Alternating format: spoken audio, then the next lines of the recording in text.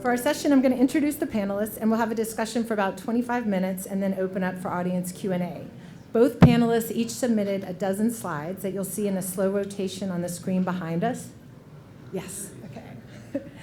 Starting with John's Louisiana Lens with a gray background, and then moving to Emily and David's New Orleans Music Observed with a mustard background. And to introduce our panelists, John Lawrence. A New Orleans native, John H. Lawrence was responsible for building the extensive photographic holdings at the historic New Orleans collection, where he worked for 46 years before retiring as director of museum programs at the end of 2020. As the historic New Orleans collection's head of curatorial collections, Lawrence oversaw holdings numbering more than 500,000 items. He has written and lectured widely about contemporary and historic photography and about the administration and preservation of pictorial collections. And he has curated dozens of exhibitions on a wide range of photographic, artistic, and general historical topics. He holds degrees in literature and art history from Vassar College and a certificate in museum management from the Getty Leadership Institute, formerly the Museum Management Institute. And all of us who have done research at the Historic New Orleans Collection know John to be incredibly thoughtful and dear and supportive of so many different people's projects. Emilie Rhys is a self-taught artist born in New York City who has lived in New Orleans for 13 years. She is the daughter of legendary New York City and New Orleans artist Noel Rockmore.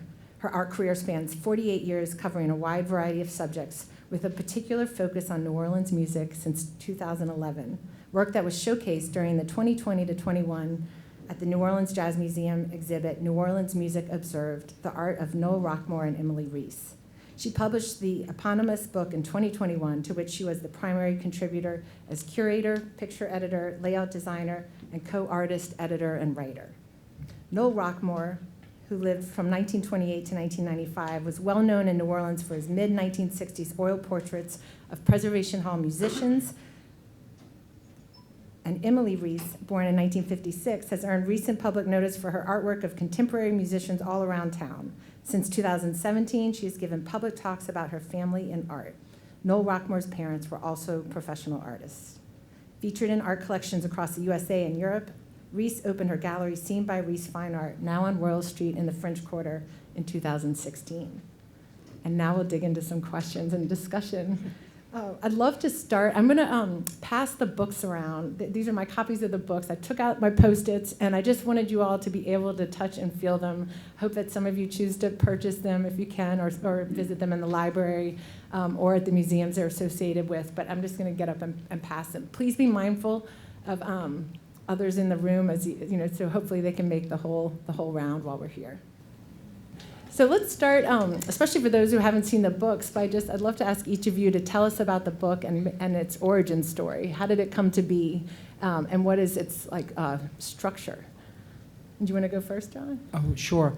At a certain point in my career, and I kind of fixed this in my mind around 2010, there was an expectation that the book that is currently being circulated is something that would be done by me before I left this planet. And so in the 20-teens, it began to appear in our publications departmental budget as a line item, and some background work was done on kind of considering how the book might be put together, what pictures it might have, how do you wrestle a collection of many, many thousands of pictures and distill it in a meaningful way into a much more finite selection of items. And so the year of the great pandemic and my first year of retirement following that offered the opportunity to write the draft manuscript and make the final selection of pictures. I want to say that was a fairly solitary enterprise. The product you see being passed around is the work of many, many, many talented people. And so I wrote the book, but the book's existence is due to the work of people on the Historic New Orleans collection staff and outside contractors who did other aspects of the production. And Emilie?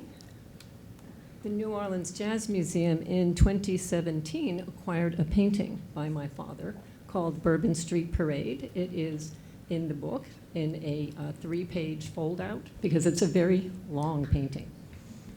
And they invited me to come in. I was already at the museum a lot doing live music work. Is this mic working? Can y'all hear us okay in the back? I think it was going in and out. Is that Maybe working that's now? There we go. So in 2017, the Jazz Museum, New Orleans Jazz Museum, which is housed in the old U.S. Mint building on Esplanade and Decatur, they acquired a very large painting by my father that he had done in 1977, I think it was, 76, 77, called Bourbon Street Parade. It was a commission for the Maison Bourbon, but it long ceased to be on display there. It went into private collection. Well, in 2017, I guess it went up for auction, and the museum was able to acquire it. And they called me in to have a look at it, and I walked into the room. I didn't know the name of the painting yet. I walked into the room, and I said, "You won't believe this, but I actually worked on that painting with my dad." It would have been in the last days of its development, but I even have photographs showing us working on it. I had just met my father. I was 20 years old when I worked on it with him, and it was a remarkable thing to see the painting again. I had not seen it in decades. So that led to conversations with the museum about, well, maybe we should do something with this. And so that's how the exhibition came about. But then the book, I decided to expand upon the scope of what it covered, and that's a whole nother story that we'll get to later. One thing that was remarkable for me when I was invited to have this dialogue with you all was some of the similarities between the books. They're very distinct and different, but they also have certain things in common, and both of them draw from collections. So one of the things I've been eager to speak with you about is the importance of collections and what it was like to curate and choose items for inclusion in the book and the exhibit. Out of hundreds and thousands of options. So I'd love to hear your thoughts on the curatorial acts and perhaps one or two examples of challenges or things you really knew you wanted in there. Sure. Yeah. Okay. There were certain aspects of the book that, in order to make it digestible or comprehensible, that I wanted to do. One of them was to ultimately do a chronological arrangement, which I think people are comfortable with. They understand time moving forward.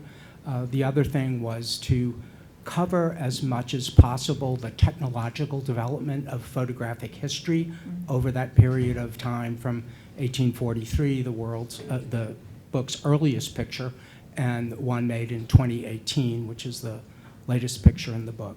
So there was a need to look at the array of practitioners during that time, how to distribute both known and unknown photographers, because I think part of the difference of a photography collection in a history museum is that it includes people who are not necessarily known, respected, or considered as artists. They are simply people who make pictures that have an interest in the historical sense. Even with that kind of criteria, many things had to be left out, and I would hope that people who perform the job that I did at the collection in coming years will seek to readdress this topic, make another selection of pictures showing where maybe weaknesses in our collection have been addressed, and just to kind of show that as weighty and illustrated as this book is, it's not a conclusion. It's very much a first step. In the case of my book, it very much was a collaboration between so many people, starting with David Kunian, the curator at the New Orleans Jazz Museum. So he put the exhibition together. I had nothing to do with that. And conversely, I put the book together. He really didn't have anything to do with that. But his name had to be included, of course, in homage to the hard work he did getting the show together and assisting me when necessary with the book. So the biggest decision that I made was, of course, during the pandemic. The exhibition opened just before the pandemic. The work that I did on the book started during the pandemic, and it influenced very greatly decisions that I made, particularly to account for the fact that so many people who I thought would see the exhibition in person now would not be able to come to town. The exhibition did get extended way beyond its initial run term. It was to be 6 months. It ended for a year and a half. Still, many people would not make it to town. And so I decided, well, first of all, I need to expand the coverage of the exhibition in the catalog portion, which is Chapter 2, and also programming that we had planned for live audiences that was scuttled by the pandemic included panel discussions with musicians with pictures of my artworks of them projected on the wall that would then, that material would be Chapter 4. So Chapter 4 had to be rethought. How do we get that material now? Well, I ended up hiring Gwen Tompkins, who some of you may know from Music Inside Out on WWNO's NPR program. And she interviewed people by Zoom. And the material was on Zoom, and also she had quality audio made for her radio program. So there was material that she used for that. And we edited, my co-editor Amy Ferguson and I co-edited the conversations down to fit a very tight format in the book. So those were a couple of decisions. One of the, with those interviews, one of the passages that I loved so much was by when Gwen was interviewing Joy Clark, and Joy was talking about the difference between seeing video of herself performing and when Emilie has drawn her improvisationally and live, and how she said something along the lines of like the music is, like that her music is in there. It's about the music and her presence also, not just this more dry documentation of it. And I thought a lot, like thinking about living with both books, about documentation and how it's related to creative expression. And that sort of plays through both of them because the photographs are taken in this moment, and some of them are more artistic and aesthetically oriented, and some are more like documenting a historical situation with less engagement and intention of beautiful aesthetics. And then also with your father and your portraits of musicians playing live, there's this instantaneousness of it, or it feels like that, but they're just really gorgeous. So I was curious to hear about that tension between aesthetics and journalism that is happening in both books. I'm really curious about how they play, and sometimes one foregrounds more than the other. That's an interesting question. It's something I thought about in making the selection of the book. I think there are certain expectations from photographs that they be discernible, readable, factual in some sense, and you can have that within a sort of jumbled or chaotic sort of framework, or a very tightly composed framework. I like the idea of both, and I think more than whether it's elegantly composed or beautifully presented image, or something a little more scruffy, my main intent in selecting these pictures, and there could have been many, many others, was to answer a question: why is this picture in a history museum's collection? And it's not the only collection it could be in, but it happened to be in ours. And that also, brings up another thought on the idea of that this is a collection. It is not this omniscient view of history of photography. I've had people ask me, well, why is this picture by this artist or this photographer not included? And the simple answer is because that picture is not in our collection. So it's not meant to be this comprehensive history of New Orleans or Louisiana photography, but a version of that history that exists within our holdings. And my hope is that the engagement that these pictures, and to some degree the commentary that I wrote about them, will maintain over a period of time rather than just being caught in this one moment. My father and I both being visual artists, there's a great subjectivity there. I wouldn't call us documentarians, and yet we do end up being documentarians even if we don't mean to, by following our passion of that time of creating portraits or works of people in action, creating music in certain places. My father, particularly Preservation Hall. Myself, I have created artworks live, not oil paintings, but pen and ink works, pretty much all over town, from the Maple Leaf to Vaughn's to Prime Example Jazz Club to Preservation Hall. And I feel in a way maybe in both our cases, because we have done so much work live and so much work daily, that it ends up being a record of a time and a place and of many people, of ourselves, but also of the people that we depict. And so maybe in that sense, there's a journalistic aspect of it. Thank you both. I want to read actually what Joy said, because I didn't look at my notes when I was recounting it. She said, "It takes into account my art," about Emilie's drawings of her. Well, the drawings are in the book, so the interview with Joy Clark and the drawings that I did, some of the drawings that I did of her in the book, so that you can check that out. I'd love to ask both of you to read selections from your books. And Emilie, would you like to go first? We'll switch it up.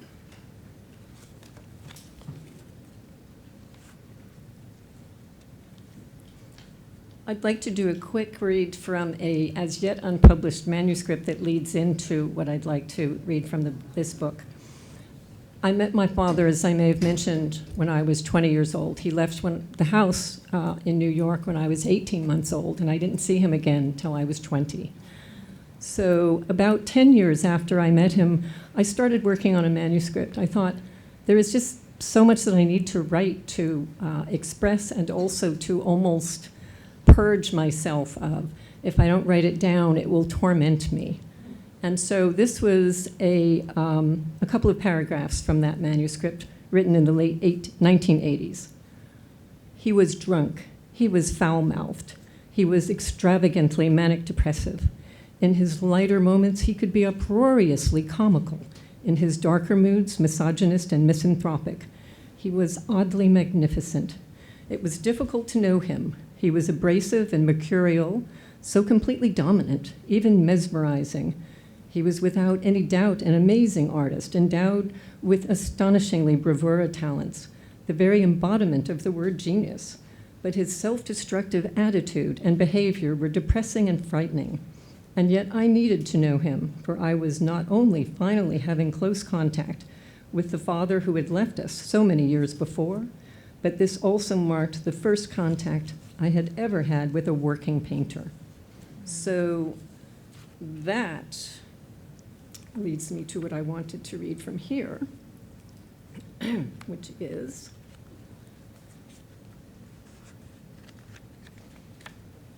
excuse me just a moment.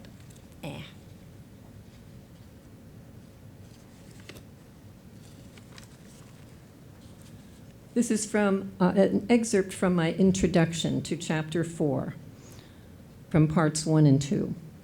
Rockmore and Rhys, our music-themed work is now forever publicly linked in this exhibition and book.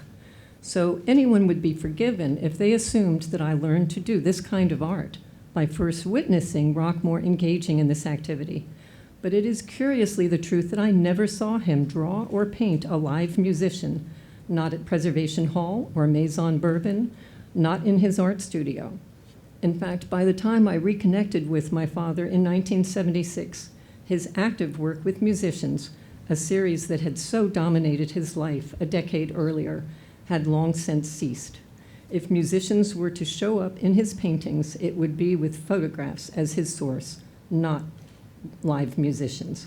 This is how it was when I worked with him putting the final touches on Bourbon Street Parade, the mural for Al St. Germain that he delivered in 1977 and acquired by the New Orleans Jazz Museum in 2017. Thank you both.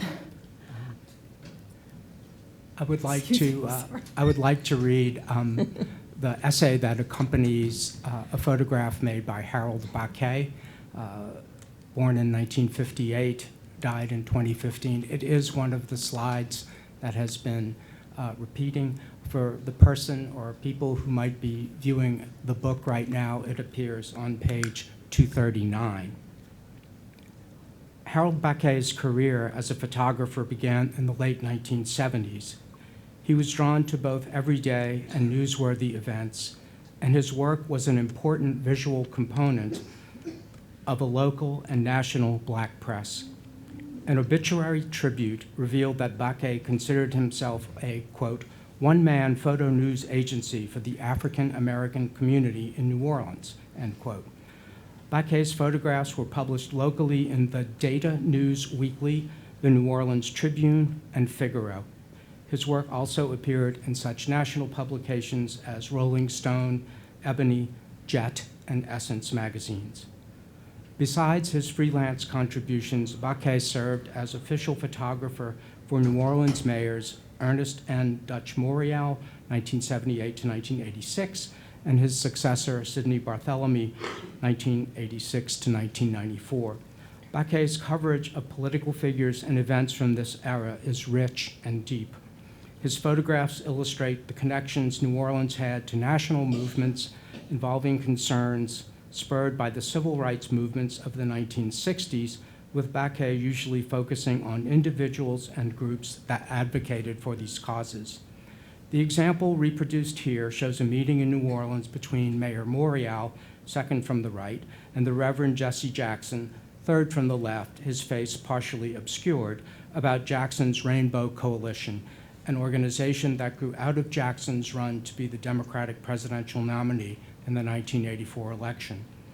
In 1989, Baquet became the head photographer for Loyola University in New Orleans, a position he held for the rest of his life. In a published interview for the New Orleans Review, conducted in 2007 by Laura Camille Tulane, Baquet connects his photography work to the trades of masonry, plumbing, and carpentry practiced by his forebears. Quote, I wanted a working nuts and bolts understanding of my craft, and I did it through thousands and thousands of exposures, just like that craftsman does it through thousands and thousands of hand-set tiles or hand-set bricks or precise cuts or nails driven into lumber, end quote. Harold Baquet's archive, including tens of thousands of negatives and prints, was given to the Historic New Orleans collection by his widow, Sharon Brilski, in 2016. It represents decades of work by a gifted photographer who first became entranced with the technical aspects of photography as a teenager. In Brilski and Baquet's 2009 book, In the Blink of an Eye, Photographic Memories of a New Orleans No More, he acknowledges that his fascination with photographs as objects came much earlier in his life, realizing that they, quote, represented something precious in time and space, end quote. I can't think of a much better working definition for a good photograph. Now, thank you both. I was so wrapped up in the emotions of listening to you. Thank you. So I want to ask a question that may seem out of the blue, but I've been grateful to be learning more about the indigenous history of Louisiana and our geological history. And this has for me been such a gift because it's made me realize how much of my life I spent in this 300-year colonial blip that we've been in. And it's really extended the framework of time that I imagine in. And while both of your, in that picture, both of your books are relatively recent, especially Emilie's. I wanted to ask you all if you can please, like, what you would think about if you were situating your projects within a deep timeline. And yes, so will you please try to like position your work or situate your work within an extended climate change context, and that could be culturally, materially, or technologically. Good. And this is, I just want to add for the audience, this isn't like an exercise I'm trying to do all the time. Like, how do I, if we're talking about cultural health, documentation of our peoples and places and our love for them, how can we see that within an extended climate change context, and how does that challenge us to think about different dynamics related to many things we love and are challenged by? Well, fragility is the word that comes to my mind when we speak of these things. The fragility of life itself is already ever present, but all the more so with climate change and its effects on this region. It makes me feel that the culture here is very endangered, and that the time may well come in our lifetime even when, or certainly children's lifetime, when people might not be able to survive here because of the storms and the sea levels changing. So that's what comes to mind instantly.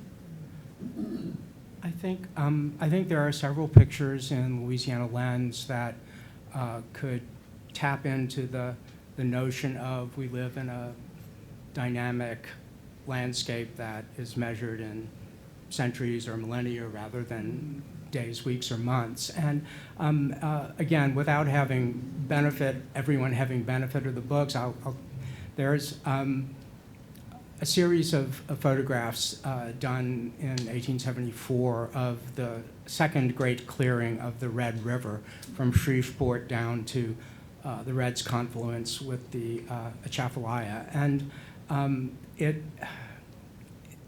just shows that, you know, these things that we think of as fixed, like a river, are very, very dynamic systems. And you know, the clearing of that was viewed as an engineering challenge, an economic necessity.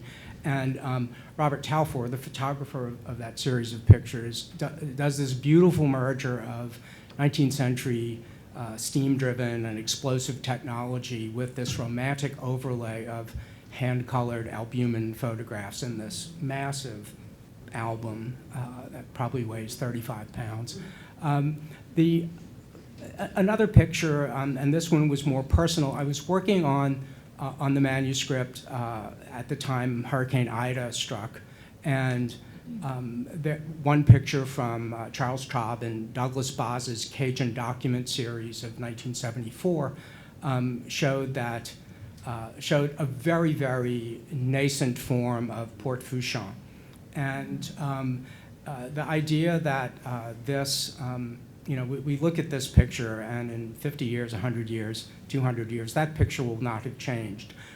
We don't know what Port Fouchon will be like, but there's that idea that you know, photographs are only kind of fixed in their moment, you know, in the sense of a matrix of chemicals and gelatin or whatever the process happens to be, and what we bring to them by either looking backward or looking forward is where our mental engagement with pictures can become important to not only ourselves but to other people.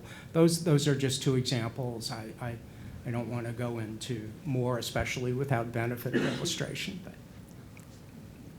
Thank you for stretching into that. I'm so curious about our intersection of cultural and planetary health, and how we can keep living here and what that will look like. So let's see. We have a few more minutes before we open up for question and answer. So building on that,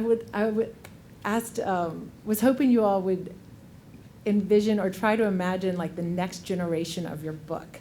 One thing that came to mind, which is how rooted they are in the French Quarter as a neighborhood, and the transitions that place has seen over millennia. And I'm curious about, it could be about the French Quarter of the future and the holding, or where the holdings are, or what forms books takes, or who's playing music. I just wondered if like what came to mind if you think about a similar project happening in 10, 30, or 50 years. I don't really know. I mean, it's such a personal, in my case, it's such a personal book. I don't really see I could see a possible sequel from me, something, but I don't really see somebody else sort of continuing this in the same vein exactly. It would take so many components to be the same. But I forgot to answer the earlier part of your question, the previous question, which had to do with something to do with timeline. How do you place your book in a certain timeline? And I would place mine in a sense of lineages. People who live here are well aware that family trees here are very important. We have culinary family trees. We have musical family trees that are extremely studied and beautifully documented. But there are also visual art legacies, and mine is one of them. 2 generations here in New Orleans, but 3 generations in the family of art. And I feel that very profoundly, maybe especially because, in a sense, it was kind of taken from me, and I had to reclaim it. When my parents divorced, my mother wanted nothing of my father, nothing of her in-laws. We knew nothing. We had no photographs. We had nothing. So I have spent a lifetime building all of that back to reclaim it.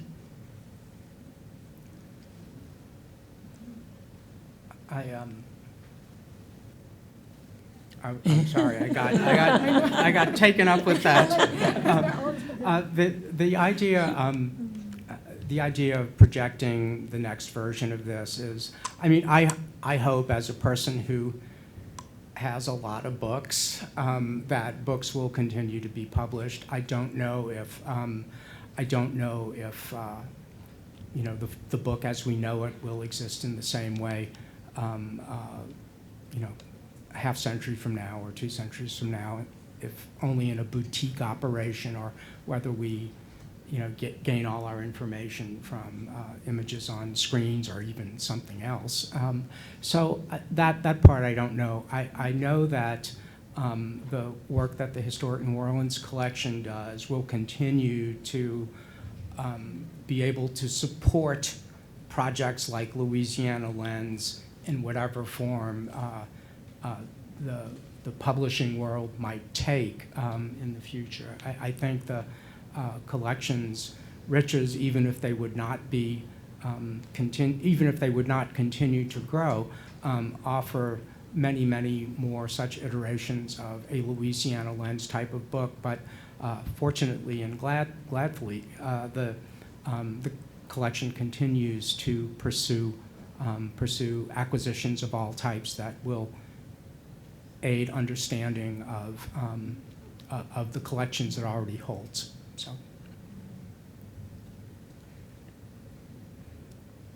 It's time to move to questions.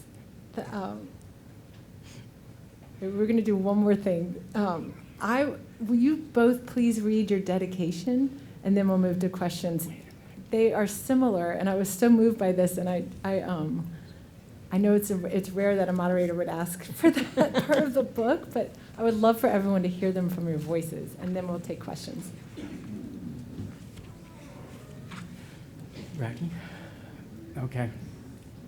Louisiana Lens is dedicated to all photographers, past, present, and future, for their zeal in exploring and revealing this fascinating place, Louisiana, and to Priscilla Lawrence, my wife, for tangible and intangible gifts too numerous to list.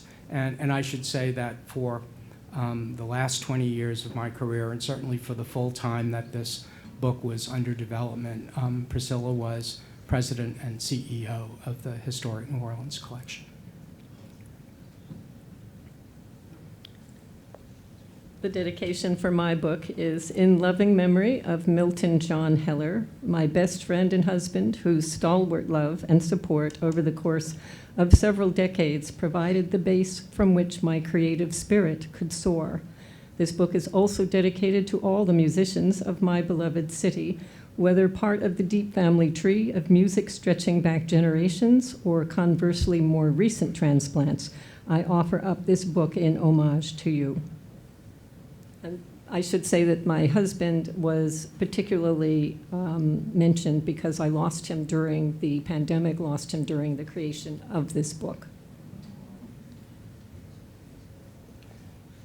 Thank you both. I was so moved that you both dedicated the books to your life love and to a group of artists. It was very striking. All right, now. With no coordinating Yes, whatsoever. exactly. I read both. The books arrived, and I read both dedications, and I won't forget the feeling I had. All right, questions. Oh, so this event is being recorded, and if you have a question, will you please come up to the mic and speak there?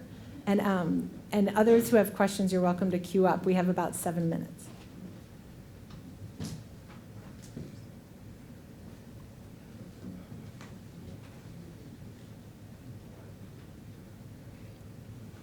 Hello.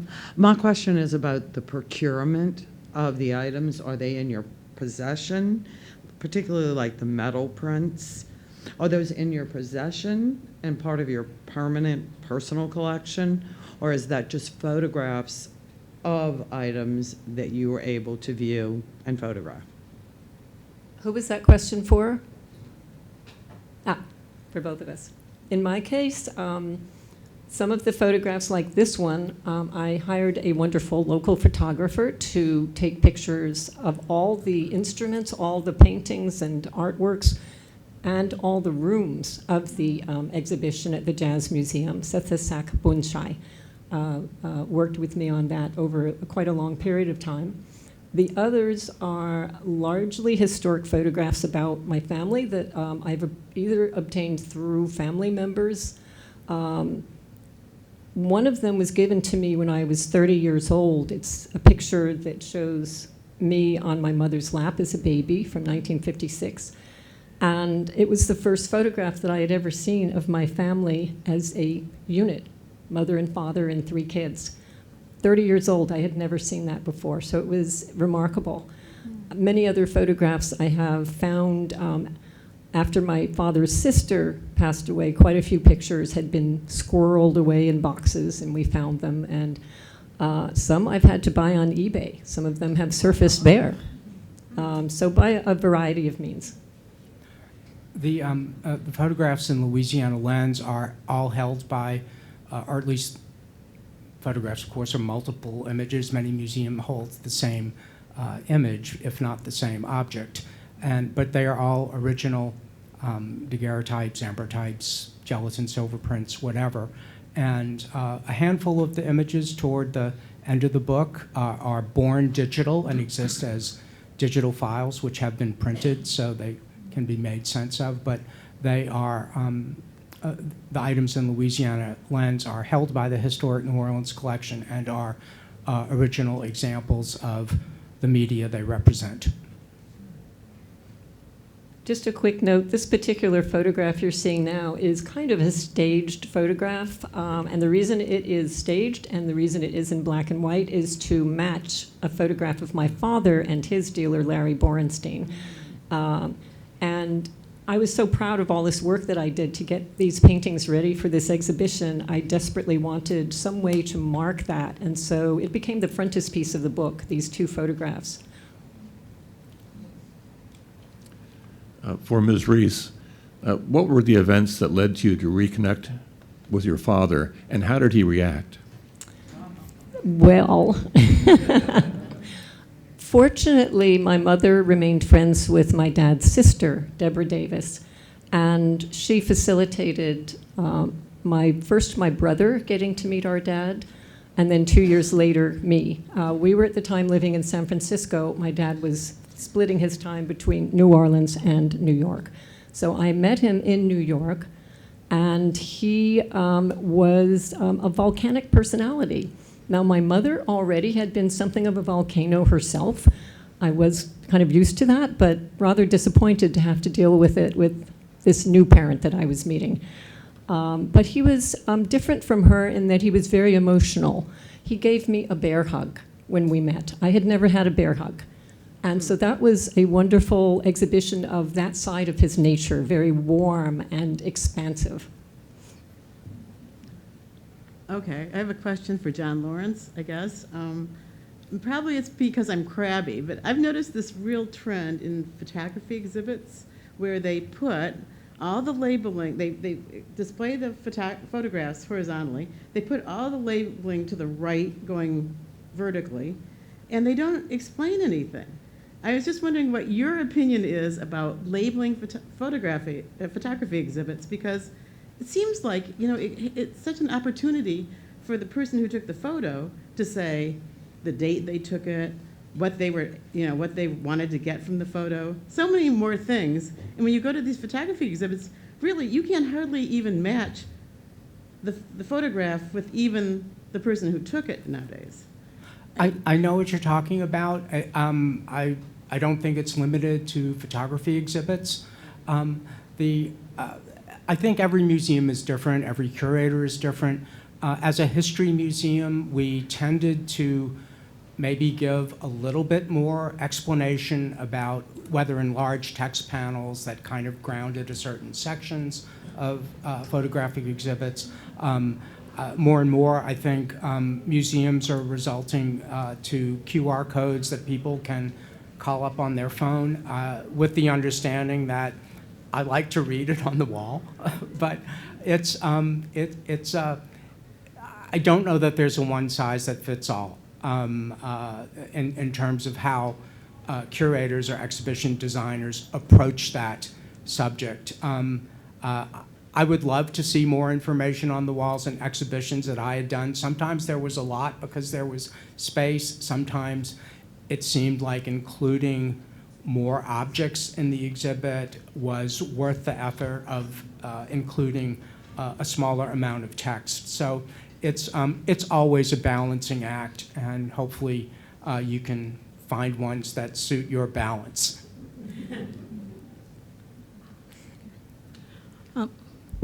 This question is from Mr. Lawrence regarding the HNOC's photography collection. You mentioned that there are some market gaps in the collection, and I'm wondering if you could clarify or kind of discuss what those kind of key areas or gaps are in their collection, and if there were things that could be acquired to enhance it, what would they be? I think, thank you for the questions. I'll preface it with 8 seconds left saying that I have no role in that function anymore at the museum. I would hope that I would like to see collections built up that address more native populations in the city and the state to the degree that those cultures were photographed. I think the Harold Baquet archive that I read the piece about was the first archive by an African-American photographer to enter our collection. I think we can do more with that. I believe there are significant holdings out there and possibly available that would relate to the Vietnam, Laotian, and Cambodian experience in New Orleans East that I would love to see enter our collection. It's all of those things are based on, does the photographer want to give up the archive or the pictures? Are they available at a price that the museum can afford? Does it relate in ways that could amplify other collections? And those are the kinds of questions in acquisitions committee that come up. But the willingness to negotiate with a photographer or photographer's representative is kind of the first step, I think. Thank you so much, Emily, John, and Rebecca. What a wonderful session we had here today.